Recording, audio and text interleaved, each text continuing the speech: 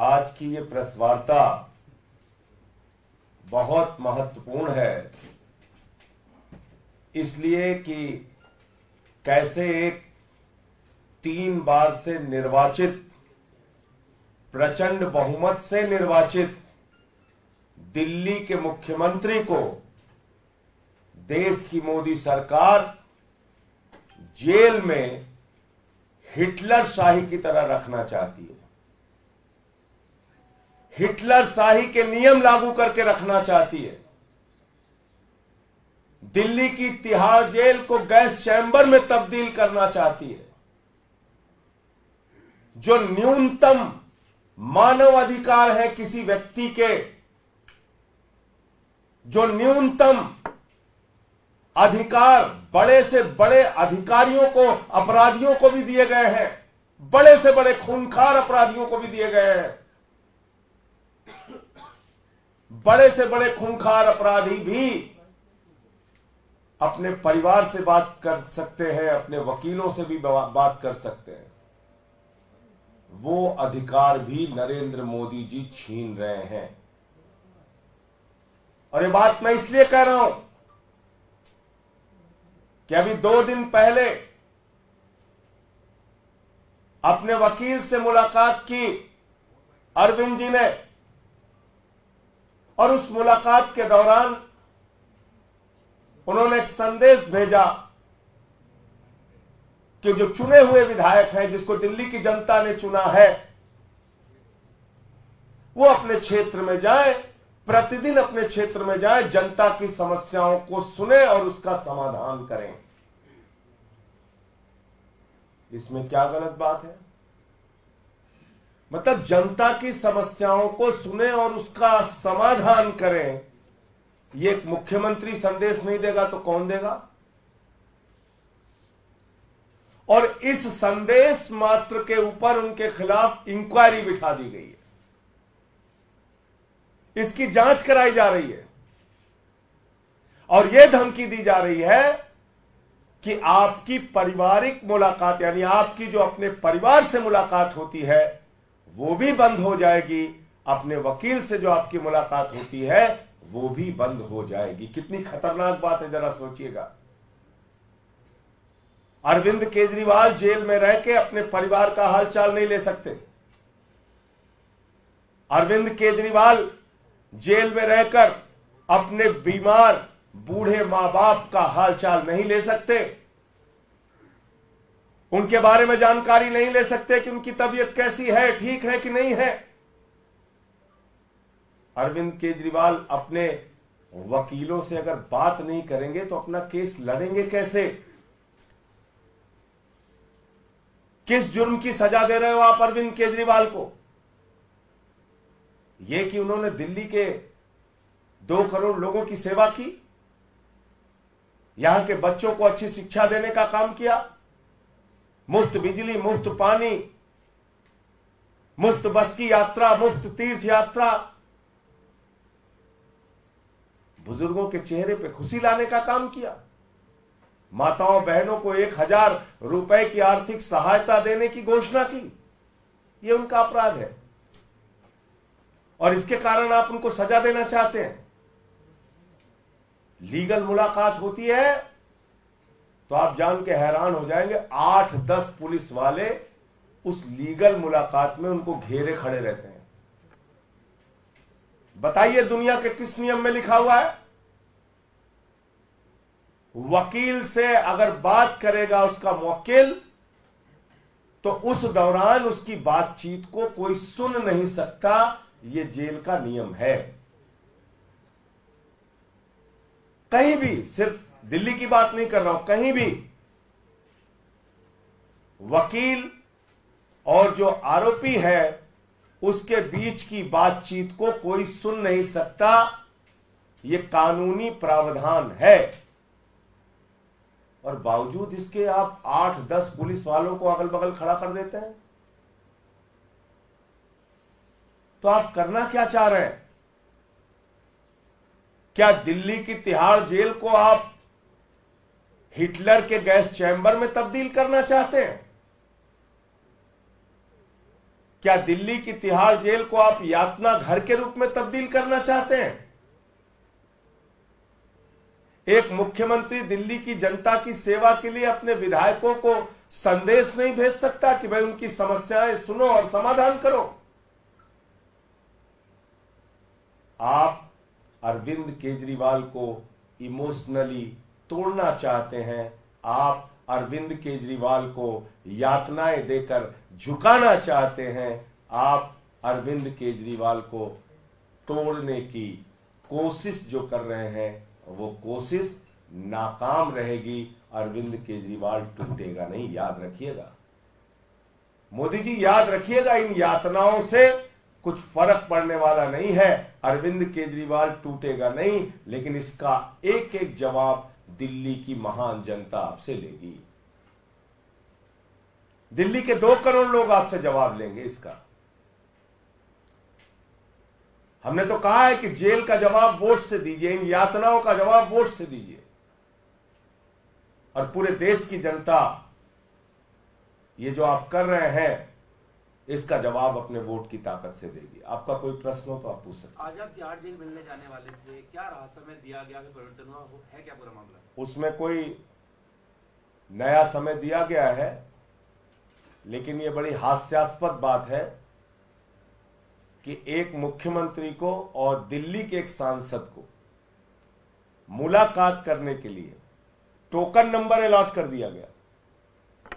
भाई token number जब आपने अलॉट कर दिया तो उसके बाद मुलाकात कैसे कैंसिल कर सकते हैं? टोकन नंबर तो आपने दे दिया। इसीलिए मैं कह रहा हूं, जेल के अधिकारी अपनी ओर से काम नहीं कर रहे हैं, मोदी सरकार के दबाव में काम कर रहे हैं। मोदी सरकार के दबाव में काम कर रहे हैं। तो आपने टोकन नंबर दे दिया और फिर आपने कैंसिल कर दिया। एक मुख्यमंत्री पंजाब के, एक सांसद दिल्ली के सामान्य तरीके से एक 3 बार के निर्वाचित मुख्यमंत्री से मिलना चाहते हैं। उनकी मुलाकात के लिए पहले जेल प्रशासन ने हमको टोकन नंबर अलॉट कर दिया कि आपको मुलाकात आज की तारीख में कराई जाएगी, और फिर उस मुलाकात को कैंसिल कर दिया। ये कितना बड़ा सवाल खड़ा करता है अपने बारे में, आप सोच सकते हैं? ये कितना बड़ा सवाल खड़ा करता है अपने आप में, इसका आप मूल्यांकन कर सकते हैं। जांच बिठाई जा रही है, ये कौन सी, इसके बारे में बता दीजिए। जांच की बात कहां से आई है, कि किस बात को लेकर के जांच और कहां से आई है? कि आपने अपने वकील के माध्यम से दिल्ली के लोगों की सेवा करने का संदेश भेजने का गुनाह कैसे कर दिया? आपके विधायक जनता के बीच में जाएं और जनता की सेवा करें और उनके समस्याओं का समाधान करें, ये संदेश देने का गुनाह क्यों कर दिया? इसके कारण से आपके खिलाफ जांच होगी और आपकी मुलाकात कैंसिल कर दी जाएगी। ये मोदी सरकार की धमकी है कि आपकी मुलाकात जो परिवार से होती है और वकील से होती है वो कैंसिल कर दी जाएगी। यानी जेल से सरकार चलाने जो आप कह रहे थे, आपको लग रहा है कि अब उसमें दिक्कत आ रही है अगर इस तरह जांच के आदेश दिए गए? अरे भाई, जो जेल के नियम के विरुद्ध आप काम करेंगे तो हम आपके बीच में बताएंगे उन सारी चीजों को, और उसकी जो कानूनी लड़ाई लड़नी है वो हमारे वकील उसके बारे में तय करेंगे। बीजेपी प्रोटेस्ट कर रही है, सीएम की स्थिति। बीजेपी का ये कहना है कि जब कल हाईकोर्ट ने सारी दलीलें आपकी जो कोर्ट में देते हैं, बाहर देते हैं, जब खारिज कर दी, तो अब तो नैतिकता के आधार पर आपको इस्तीफा दे देना चाहिए अरविंद केजरीवाल। किसको? मणिपुर वाले मुख्यमंत्री को, कि अजय मिश्रा को, कि पहलवान बेटियों को जो न्याय नहीं दिया उसको? किसको इस्तीफा देना चाहिए? कि 70,000 करोड़ के सिंचाई घोटाले का जिस पे आरोप लगाया उस अजीत पवार को, छगन भुजबल को, हसन मुशरिफ को? किसको इस्तीफा देना चाहिए? लीडर ऑफ अपोजिशन शुभेंदु अधिकारी को, कि हेमंत विश्व शर्मा को जिसके ऊपर शारदा स्कैम और वाटर घोटाले का आरोप लगाया? जमीन घोटाले में जो नारायण राणे शामिल है उसको इस्तीफा देना चाहिए? नैतिकता आप केजरीवाल को सिखा रहे हैं।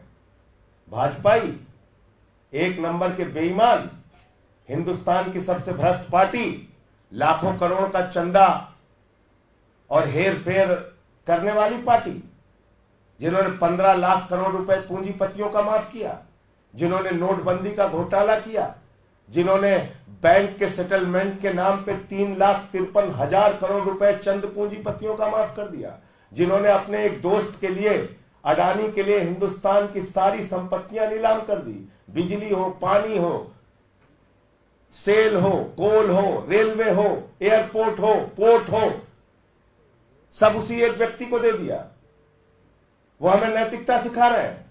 हिंदुस्तान के 82 करोड़ लोग 5 किलो राशन पे जिंदा हैं और उनका दोस्त प्रधानमंत्री नरेंद्र मोदी का पूरे देश की संपत्ति लूटेगा और 2.5 लाख करोड़ रुपए का कर्जा लेके घूमेगा। हमको नैतिकता सीखनी है भाजपाइयों से, बंगारू लक्ष्मण की पार्टी से। यह सिखाएंगे नैतिकता। उस अरविंद केजरीवाल को जिसने IRS की नौकरी को लात मार दिया, उस अरविंद केजरीवाल को यह नैतिकता सिखाएंगे जिन्होंने 49 दिन की मुख्यमंत्री की कुर्सी को लात मार दिया। 49 दिन के मुख्य, चपरासी की नौकरी कोई नहीं छोड़ता। मुख्यमंत्री बने थे पहली बार दिल्ली के, 49 दिन के बाद लात मार दिया उस कुर्सी को। आज सवाल नैतिकता का नहीं है, याद रखिएगा, बार बार मैं इस बात को कह रहा हूं, याद रखिएगा इस बात को। नैतिकता का सवाल ही नहीं है। नैतिकता का सवाल होता तो सबसे पहले कारगिल के फौजी की पत्नी, जहां पे निवस्त करके घुमाई गई, मणिपुर में दंगे हो रहे हैं 1 साल से, वहां पे इस्तीफा होता। नैतिकता का सवाल होता तो अजय मिश्रा टेनी का लड़का जो 4 किसानों को कुचल के मार देता है, उसका इस्तीफा होता। पहलवान बेटियों को न्याय मिलता। नैतिकता का सवाल होता तो, नैतिकता का सवाल होता तो चुन चुन के भ्रष्टाचारियों को अपनी पार्टी में शामिल करके मंत्री पद पर नहीं बिठा रहे होते मोदी जी। नैतिकता सिखा रहे हैं। आदर्श घोटालेबाज को आप जो है राज्यसभा में भेज के हमको नैतिकता सिखा रहे हैं भाजपा वाले। ये सवाल नैतिकता का नहीं है, मैं फिर कह रहा हूं, ये सवाल भारत के लोकतंत्र को बचाने का है। आज केजरीवाल इस्तीफा दे देंगे, आम आदमी पार्टी को खत्म कर दिया जाएगा, खत्म। सारे विधायकों को तोड़ा जाएगा, जेल में डाला जाएगा, हमारे मंत्रियों को जेल में डाला जाएगा, पंजाब के मंत्रियों को, विधायकों को जेल में डाला जाएगा, पंजाब के मुख्यमंत्री को जेल में डाला जाएगा, उनसे इस्तीफा मांगा जाएगा, स्टालिन को जेल में डालेंगे, विजयन को डालेंगे, सिद्धारमैया को डालेंगे, रेवंत रेड्डी को डालेंगे, ममता बनर्जी को डालेंगे, पूरे देश के विपक्षी पार्टियों को खत्म करेंगे, अखिलेश यादव को जेल में डालेंगे, तेजस्वी को जेल में डालेंगे। तुम्हारी चप्पल उठाने के लिए बने हम लोग। देश में दादागिरी करोगे, नैतिकता सिखा रहे हो हमें।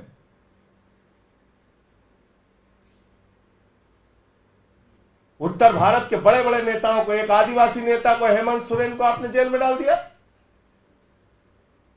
अरविंद केजरीवाल को पकड़ के जेल में डाल दिया। कल को सारे विपक्षी नेताओं को 4 फर्जी मुकदमे लगाओ, जेल में डालो, फिर नैतिकता पे बता रहे हो। और उत्तर भारत के लोग इस चीज को देख रहे हैं कि कैसे टारगेट कर करके एक एक नेता को जेल में डाला जा रहा है। हम लोग चप्पल उठाने के लिए बने हैं। संजय भाई, आपके पंजाब के कुछ सांसद हैं और एक रिपोर्ट सामने आई, बता रहे कि आपके ये सांसद जब पूरी पार्टी के सभी नेता अरविंद केजरीवाल के समर्थन में तस्वीरें बदल रहे थे, प्रोफाइल लगा रहे थे, आपके राज्यसभा के सांसद जिसमें हरभजन सिंह से लेकर के बाकी तमाम वो हैं, कोई एक अब तक सोशल मीडिया छोड़िए पब्लिक प्लेटफॉर्म पर भी केजरीवाल के समर्थन में नहीं आया है। क्या ये सांसद पार्टी के साथ हैं भी? उसके बारे में पार्टी अपने यहाँ बातचीत करेगी। एक आखिरी सवाल, हर तरफ सवाल भी उठ रहे हैं, बीजेपी उठा रही है, क्या दिल्ली सरकार सही तरीके से चल रही है? फॉर्मूला क्या है जिसके तहत अभी चल रही है? अरे गड़बड़ क्या वो बताइए पहले, चलिए आपसे। हम तो पूछ रहे मुख्यमंत्री कौन सा काम नहीं हुआ वो बताइए ना आप ही कह रहे हैं। सर एक चीज बात मैं ये कह रहा हूं, आप ये बताइए कि दिल्ली की जनता का कौन सा काम नहीं हो रहा, उसका जवाब पूछिए ना। आप पूछिए ना, स्वास्थ्य विभाग का काम नहीं हो रहा है, कि बिजली विभाग का काम नहीं हो रहा है, कि फ्री बिजली बंद हो गई है यहाँ पे, कि फ्री पानी बंद हो गया है, कि फ्री माताओं बहनों की बस की यात्रा बंद हो गई है। आप पूछिए ना, बताइए, बताता हूं मैं आपको। आपको कठिनाई हो रही है सरकार चलाने में? एलजी ने पत्र लिखा है अजय भल्ला जी को, उसमें एक चीज आप बताइए मुझे, जिक्र है इसमें। कठिनाइयां आप लाख पैदा करते रहिए, दुश्वारियां आप लाख पैदा करते रहिए, उन परिस्थितियों में भी हम लड़ रहे हैं ना, उनसे काम तो कर रहे हैं हम। दिल्ली के लोगों का देश में पर कैपिटा इनकम के मामले में दिल्ली सबसे अग्रणी राज्य है, अग्रणी राज्य। दिल्ली के एजुकेशन व्यवस्था की पूरी दुनिया में तारीफ होती है, दिल्ली के मोहल्ला क्लिनिक और स्वास्थ्य व्यवस्था की पूरी दुनिया में तारीफ होती है। यही मोदी सरकार की किरकिरी है आंखों की, समझ गया? संवाद हो पा रहा है मुख्यमंत्री से संवाद जिस माध्यम से हो पा रहा है, फोन के माध्यम से, परिवार से बात अभी तक जो हो रही है, जिसकी जांच शुरू कराया है इन लोगों ने, उसमें भी अब अड़चन बाधा जो डालेंगे उसकी लड़ाई लड़ेंगे। काम क्या रुक रहा है जनता का, वो बताइए ना। सुप्रीम कोर्ट से आपको क्या उम्मीद है, क्योंकि जो याचिका अब सुप्रीम कोर्ट में डाली गई है कल? देखिए, पहली चीज तो कल से मैं खबर देख रहा था, ये ग्राउंड्स ऑफ अरेस्ट के चैलेंज वाली याचिका थी, लेकिन जो रेगुलर बेल की याचिका है वो याचिका अलग होती है। अब इस पर जो है सुप्रीम कोर्ट में माननीय सर्वोच्च न्यायालय के समक्ष हमारे वकील अपने दलीलों को रखेंगे, केजरीवाल साहब के जो पक्ष में बातें हैं उसको रखेंगे। कल से हमारे मीडिया के मित्र जो एक बात ये चला रहे हैं कि ये हाई कोर्ट का फैसला है, हाई कोर्ट का फैसला है, और कोर्ट के सामने तमाम तथ्य रखे गए, नहीं, कृपा करके अपने आप को सही करिए। 20,000 पन्ने अनरिलाइड अपॉन डॉक्यूमेंट में रखे हैं, 20,000 पन्ने, 20,000 पन्ने, मैं दोहरा रहा हूं आपको, 20,000 पन्ने या उससे ज्यादा डिजिटल डिवाइस को मिला लेंगे तो और ज्यादा। केस को समझिए गहराई से, क्या है केस ये। 456 गवाह है इसमें, 50,000 पेज की चार्जशीट है इसमें, 34 आरोपी हैं इसमें। इसकी पेचीदगियों को, जटिलताओं को समझिए, और इसके अंदर सारे कागजात और साक्ष्य कोर्ट के सामने नहीं रखे गए हैं। मैं बार बार दोहरा रहा हूं इस बात को। सेलेक्टिव तरीके से आपने कुछ बयान कोर्ट के समक्ष रखे जो हमारे खिलाफ दबाव बनाकर लिए गए, यानी कि केजरीवाल जी के खिलाफ या सिसोदिया जी के खिलाफ। मैं अपने बारे में नहीं बोल सकता हूं, नहीं बोलूंगा, लेकिन जो 20,000 पन्ने हैं उसकी सच्चाई बहुत चौंकाने वाली है। ये तो वकीलों के इंस्पेक्शन में पता चला था ना कि 12 बयान में से शरद रेड्डी ने 10 बयान में कुछ नहीं कहा केजरीवाल के बारे में। ये तो वकीलों के इंस्पेक्शन पे, कोर्ट के आदेश पे पता चला था ना कि 10 बयान में बाप बेटे ने 8 बयान में कुछ नहीं कहा केजरीवाल के लिए, मंगूटा रेड्डी और राघव रेड्डी ने। और जैसे ही नाम लिया वैसे ही बेल हो जाती है। शराब घोटाला, कमल छाप दारू घोटाला, कमल छाप दारू घोटाला, कमल छाप दारू घोटाला भारतीय जनता पार्टी ने किया है। 60 करोड़ रुपए की मनी ट्रेल मिली है और इनके सारे शीर्ष नेताओं से पूछताछ होनी चाहिए। मैं फिर दोहरा रहा हूं, कमल छाप दारू घोटाला जो 60 करोड़ रुपए शरद रेड्डी से लिया गया है पैसा, उसकी जांच होनी चाहिए और इनके सारे शीर्ष नेताओं से ED, CBI, income tax department पूछताछ करे, छापेमारी करे और इनके खिलाफ कार्रवाई करे। आप लोग की सरकार बनी तो आप जांच कराएंगे?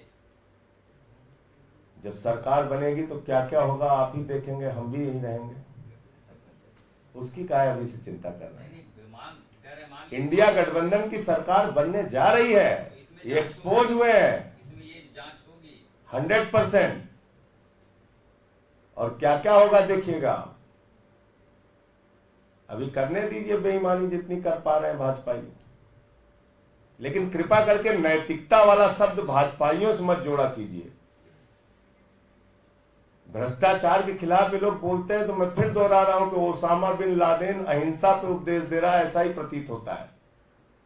इलेक्टोरल बॉन्ड के नाम पे पैसा ले लेके ठेका देने वाली पार्टी हमसे सवाल पूछ रही है, बताइए आप। 3,08,000 करोड़ रुपए का ठेका दिया है, 3,08,000 करोड़ रुपए का। कंपनियों से चंदा लिया, रिश्वत ली और ठेका दिया। ईडी सीबीआई का छापा मारा, पैसा लिया, छोड़ दिया। धंधेबाज पार्टी है भाजपा।